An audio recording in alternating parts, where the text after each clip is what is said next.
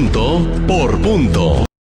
Le agradezco mucho a la magistrada del Tribunal Electoral del Estado de Morelos, Marta Elena Mejía, que nos acompañe en esta entrevista de punto por punto. Magistrada, bienvenida, gusto en saludarla. Gracias, muy buenos días. Agradezco mucho la invitación. De verdad es un gusto estar con ustedes y saludar a tu auditorio a través de este medio. Gracias, magistrada. Oiga, pues estamos ya en curso en este proceso electoral, sin duda muy importante, grande por el número de candidaturas que estarán en juego, porque será una elección intermedia pero concurrente, también pues muy interesante, pues porque además de la pandemia tendremos en escena a nuevos partidos políticos en el estado de Morelos, 8 nuevos partidos políticos.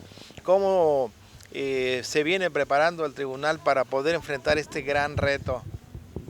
Bueno, que será un gran reto. Creo que sí, va a ser un gran reto, pues estamos ante un escenario inédito. Y quiero decirte que también somos el único estado en el país que tenemos tantos partidos. Creo que es algo pues muy sui generis que tengamos tantos partidos en tantos partidos locales, ¿no? Sí. Entonces esto ha... ¿Ningún estado de la República registró tantos partidos como Morelos? Así es, y los que registraron en algunos se les negó el registro. Claro. Entonces somos un estado imagínate, teníamos 11, sí, más 8 partidos nuevos, más 3 partidos nuevos nacionales, 22 partidos en la boleta, van a ser demasiados partidos. Claro. Va a ser una boleta bastante grande, ¿no? Oiga, maestra y doctora, todavía no. Todavía soy doctorante, todavía estoy haciendo la tesis. Maestra, pues pareció que no hubo requisitos para el registro de candidatos, porque pues 8 candidatos, 8 partidos nuevos en un estado poblacionalmente pequeño en comparación con otros estados de la República como Chihuahua, grandes estados territorialmente, Baja California, otros estados donde no hubo registro de candidatos, de partidos nuevos, repito, resulta un poco extraño, incongruente y sorprendente, pero bueno.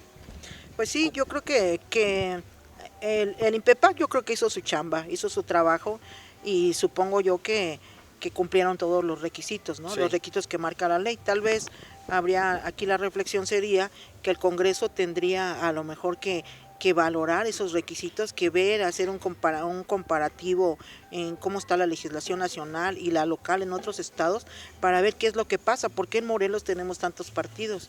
Finalmente tener más partidos, efectivamente sí hay mayor participación ciudadana, pero también es un mundo de candidatos, un mundo de registros, un mundo de trabajo que va a haber. Y que se le va a reflejar en casos que van a ser judicializados y que tendrán ustedes que resolver 3 magistrados del Tribunal Estatal Electoral, que tendrán seguramente que el año más alto en la historia del tribunal, con mayor número de casos. Sí, eso estamos vislumbrando una mayor, al ser más partidos hay más actores políticos, sí. Hay más candidatos, va a haber más problemas en los registros también, sí. También los partidos tendrán que aplicar el principio de paridad de género, y eso conlleva, pues como vimos en la anterior elección, pues a impugnaciones diversas en cuanto al registro, en cuanto a los requisitos, etcétera, y esto multiplicado por 11 nuevos partidos, realmente sí. Nuevos en el estado, ¿no? Sí. Teníamos 11 y ahora tenemos 8, le agregamos 8 locales y 3 nacionales.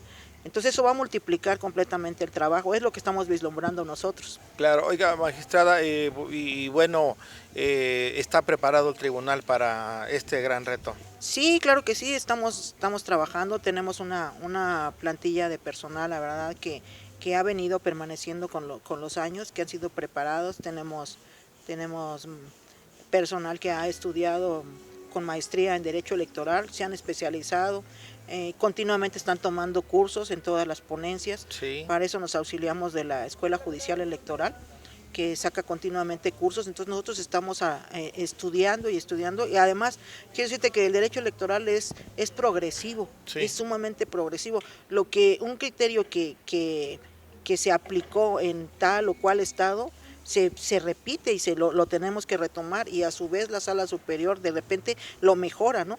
Sí. Tenemos, por ejemplo, el caso de en Veracruz hubo un caso de violencia política. Sí. Un caso de violencia política, el tribunal decide que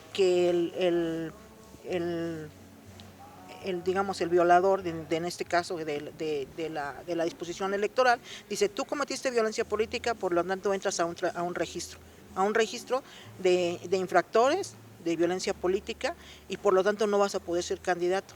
El que la persona impugna, y entonces se va a la sala superior, y la sala superior no solo no confirma la sentencia, sino que maximiza, y de ahí sale el registro que va a haber de las infractores que han cometido violencia política. ¿Eso se retoma en el estado de Morelos? No, es nacional. Sí, claro. Es nacional, o sea, la sala superior lo confirma y maximiza y dice: ahora se tiene que aplicar en todos los casos, en todos los estados. Que pueda suceder algo parecido. Así es. Oiga, y el tema justamente de la violencia política es un tema que aún sin iniciado, es a la par, es paralelo del proceso electoral, pero ha llegado varias denuncias al Tribunal Estatal Electoral, varios casos que ustedes ya han venido resolviendo de violencia política.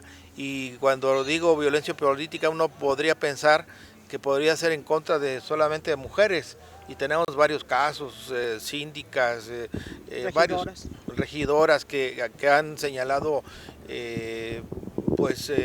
ser marginadas de decisiones políticas, económicas, y que han venido ustedes están resolviendo, pero hay uno muy sui generis, que es el del diputado Marcos Zapotitla, ¿verdad? Sí, hemos resuelto, como dices, casos de violencia política, de Tetela del Volcán, de Emiliano Zapata. En algunos hemos declarado que sí existe violencia política, como en el caso de la regidora y síndica de Tetela, y en el caso de Zapata declaramos que no hubo violencia política. No en todos, ¿verdad? No en todos. No en todos, es que dependiendo, ahora sí que el caso concreto. Pero en el caso que señala, sí, efectivamente, el diputado Marcos Zapotitla presentó su juicio ciudadano, argumentando violencia política de género, por la situación de que las diputadas en tribuna le exigieron abandonar el pleno. Sí, el pleno, hace poco, la semana pasada, creo, antepasada. Entonces él presenta su juicio, le tocó a mi ponencia, lo tengo yo en mi ponencia. Lo recibimos, pero todavía no lo admito. Él pidió desde un principio medidas cautelares. Él lo que pide es que se le permita el ingreso al Congreso y que pueda participar en las sesiones del Pleno, sí. Lo que le fue negado por algunas diputadas, sí. Y va y presenta presenta su juicio. Entonces nosotros lo que hicimos fue solicitar informes. Tú sabes muy bien que después de los juicios electorales de las diputadas que presentaron, fueron confirmados incluso hasta por la sala superior que se trataba de hechos que tienen que ver en el ámbito legislativo y que nosotros no somos competentes. Ese es el caso de las diputadas, creo que 8. De las 7 diputadas. 7 diputadas que presentaron también un juicio de violencia política en contra del, entonces, en ese caso fue del diputado Pepe Casas. Sentían ellas que había de hecho algunas declaraciones de tipo discriminatorio, misógino, y se unen las diputadas, lo recordamos en esta charla, se unen diputadas y presentan este juicio en contra del diputado Pepe Casas. Así es, ese es, y entonces finalmente se van hasta la sala superior, y la sala superior resuelve confirmando que se trata de actos eminentemente legislativos que fueron hechos en tribuna, y que en todo caso en el Pleno del Congreso, y que en todo caso corresponde a una instancia propia del Congreso resolver estos conflictos. Entonces, y ya queda en esa instancia, ahí lo tienen que resolver. Ahí lo tiene el Congreso precisamente. ¿Es el mismo caso del diputado Zapotitla? No, en el caso del diputado Zapotitla, pues hasta ahorita No se ha admitido, dice No, usted. no lo hemos admitido porque decidimos radicarlo nada más, Sí. y pedir los informes. Demandó a los 20 diputados. A todo el Congreso. A todo el Congreso, a los 20, a los 19, ¿no? Porque Sí. con él son 20. Sí. A 19 diputados. Pero decidí radicarlo, pedir los informes, y resolvimos no admitirle no otorgarle las medidas precautorias que solicitó. Y las medidas... Él solicitaba, como tú dices, que le permitieran el acceso al Pleno y que le permitieran hacer su labor legislativa, y eminentemente eso es materia parlamentaria. Para ello tiene al presidente del Congreso, que es el encargado de velar por el buen desarrollo de las sesiones, y que tiene incluso dentro de la ley orgánica, tiene facultades para poder resolver e imponer sanciones. Claro. Incluso para llamar a la fuerza pública en caso de que considerara que hay motivo de que algún diputado esté inseguro o tenga problemas de cualquier índole, ¿no? Claro. Entonces nosotros no le admitimos no le otorgamos las medidas precautorias que solicitó, y ahora él ya interpuso un juicio federal en la sala regional contra el no otorgamiento, contra el acuerdo que no le otorga las medidas precautorias contra solicitadas. su ponencia, ¿verdad? Sí. Oiga, y bueno, esto lo tendrá, dice usted que el presidente tiene facultades, el presidente del Congreso, para atender estos temas de carácter interno parlamentario, y si alguien sabe del Congreso, pues es la magistrada Marta Elena Mejía, que pasó prácticamente 2 décadas de su vida profesional ahí, Sí. En diversos cargos, en 7 legislaturas prácticamente, Sí. con distintos diputados en presidencia, en junta política, asesorando temas de interés legislativo muy importantes. Magistrada, acaba de resolver esta noche de miércoles el Instituto Nacional Electoral la destitución de la presidenta del INPEPAC, Ana Isabel León Trueba. Había señalado que hubo dilación por parte de ella, la señala directamente a ella, no a todo el Consejo Estatal Electoral, por la dilación en torno a la investigación y a la actuación del tema. Recordamos de Cuauhtémoc Blanco cuando presidente municipal, y bueno, toda la historia ya la conocemos. ¿Cuál es su punto de vista, su opinión?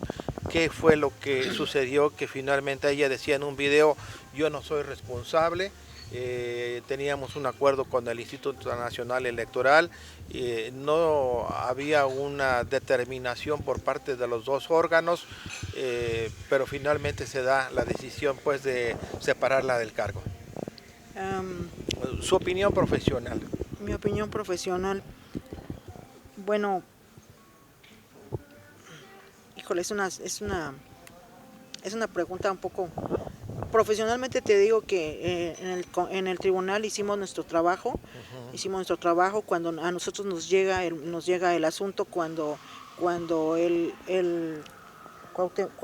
ahora gobernador presenta un juicio electoral, porque dice que durante tantos meses, eran 14 meses ya, Sí. no le habían resuelto, que le habían iniciado una investigación, pero que nunca habían resuelto si había elementos para precisamente iniciarle un procedimiento ordinario sancionador, o bien si no había elementos para que lo desecharan. Cuando era candidato a gobernador. Cuando todavía no era candidato a gobernador, pero se decía que iba a ser candidato. Sí. Entonces, el Consejo resuelve iniciarle el procedimiento ordinario sancionador 3 días antes de su registro, Sí. como candidato a gobernador, y entonces ese es su agravio principal. Él se queja ante el tribunal, presenta su juicio, porque Sí. dice, bueno, me tuvieron en la indefensión, ¿y cuál es el debido proceso? Me violaron mi derecho al debido proceso, Sí. porque durante 14 meses yo aporté y cumplí con los requerimientos que me ordenaron, pero nunca me dijeron qué resolvieron, y ahora resulta que 3 días antes de que me registre me van a iniciar un post. Me están perjudicando a mí políticamente. Entonces, en ese momento es cuando llega al tribunal, y pues nosotros al examinar el expediente y todas las pruebas, pues sí vemos que que no fue iniciado un POS en realidad, y entonces nosotros no podríamos haber resuelto o confirmado que sí era procedente el POS y que sí era procedente la sanción, puesto que en realidad no era un procedimiento ordinario sancionador, era solo una investigación y un informe que rindió el secretario ejecutivo. Así es, entonces nosotros lo regresamos al Consejo para que el Consejo resolviera si de los elementos que había en la investigación había elementos para que se pudiera iniciar el POS y que lo iniciara, claro, o que lo desechara, y resolvió desecharlo. Al mismo tiempo, debido a los argumentos del quejoso y de que había tardado 14 meses precisamente en resolver, nosotros decidimos dar de vista al INE por las responsabilidades que pudiera haber en la dilación de la impartición de justicia, digamos, de la impartición de justicia administrativa. Porque claro, ya cayó meramente en el ámbito del INPEPAC, y de ahí que después de un tiempo el órgano fiscalizador, es el órgano del INE, pues resuelve finalmente que sí hay una omisión, que hay una dilación por parte de la presidenta, y se da el tema de su destitución. Pues es un tema que sienta precedente, ¿no? Sí, creo que sienta precedente, pero también el INE, hay que estar atentos de que el INE, como tiene facultades de remoción, por ejemplo, en Chiapas, removió a todo el consejo. A todo. Así de repente, porque incurrieron obviamente en conductas gravísimas los consejeros, ¿no? Entonces, tiene facultades de remoción y pues yo creo que sienta precedente. Lamentablemente creo que, a mi parecer, y eso es mi opinión personal, creo que eso va a afectar un poco el trabajo, porque ya estamos en año electoral. Sí. Ya estamos en el proceso. ¿Cómo va a impactar la destitución? Sí, ¿Cómo va a impactar la destitución? Me parece que no designaron presidente provisional, ¿verdad? No se ha designado. Tendrá que, desde su punto de vista y su experiencia magistrada, tendrá que surgir de los magistrados, de los consejeros que hoy están en funciones, y además el INE tendrá que nombrar a un consejero que sustituya ese espacio que dejará vacío Ana Isabel León Trueba. ¿Es así? Sí, no, yo creo que van a sacar convocatoria. Me parece que por ahí leí algo que iban a sacar convocatoria, pero sí van a tener que nombrar uno provisional, porque claro, pues no puede estar acéfalo el órgano. Así es. Bueno, vamos a ver de qué manera justamente impacta, y además hasta dónde podría llegar esta sanción que se le aplica a ella, si algunos otros funcionarios, algunos otros consejeros en su momento también les alcanza esta determinación. Esta determinación, así es. Sí, todavía falta. Todavía falta mucho que ver en este tema. Magistrada, pues me da mucho gusto platicar con usted. La vamos a seguir convocando para que nos acompañe conforme vaya avanzando el proceso electoral, y que nos vaya usted ilustrando pues el trabajo que va haciendo el Tribunal Estatal Electoral. Claro que sí. Nada más como último comentario, no me preguntaste del presupuesto. Bueno, sí, tiene razón. Decía yo que si está preparado el tribunal profesionalmente, me dice que sí, están preparados, capacitados, pero pues el tema del presupuesto que ha venido adoleciendo el tribunal en los últimos años. Sí, la verdad es que a partir del 2018 hemos recibido el presupuesto solicitado con el Ejecutivo, o sea, no tenemos ese clima de confrontación que hubo con el anterior gobernador, el anterior gobierno. Sin embargo, ahorita en para el año 2021, que es año electoral, lamentablemente el Ejecutivo nos mandó con el mismo presupuesto que tuvimos en el 2020. ¿De cuánto? De 28 millones. 28 millones. ¿Y resulta insuficiente? Sí, nosotros nuestra solicitud fue de 41 millones y nos mandó con el mismo presupuesto del 2020. Llamado para los diputados. Sí, entonces, pues el llamado para los diputados para pedirles su apoyo y que consideren que es año electoral, que necesitamos contratar personal, necesitamos capacitarlos para que nos ayuden a sacar este proceso que, como bien lo decías al principio, es inédito, y además se van a multiplicar los recursos porque se multiplicaron los actores. Sí. Se multiplicaron los actores y además se va a aplicar la paridad. Sí, Los casos de violencia política, la erradicación de la violencia y la cuestión de las candidaturas indígenas. Todo esto va a multiplicar el trabajo del tribunal y necesitamos que se considere el presupuesto del tribunal para poder cumplir con nuestra función en este año electoral que viene. Muy bien, magistrada, pues esperemos que lo tomen en consideración los diputados que son quienes aprueban los presupuestos para pues las distintas, los órganos autónomos, en este caso las dependencias del gobierno. Magistrada, le agradezco muchísimo su presencia con nosotros en Punto por Punto. Ay, a ti, Javier, muchas gracias por la invitación y saludos a tu auditorio. Gracias. Punto por punto.